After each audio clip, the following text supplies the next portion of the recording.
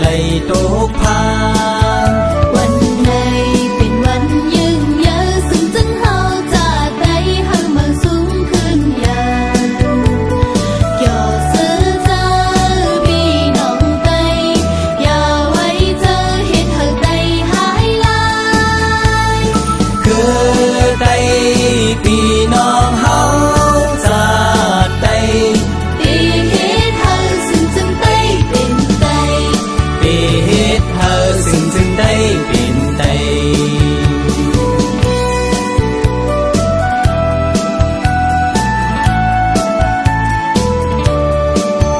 วันไหน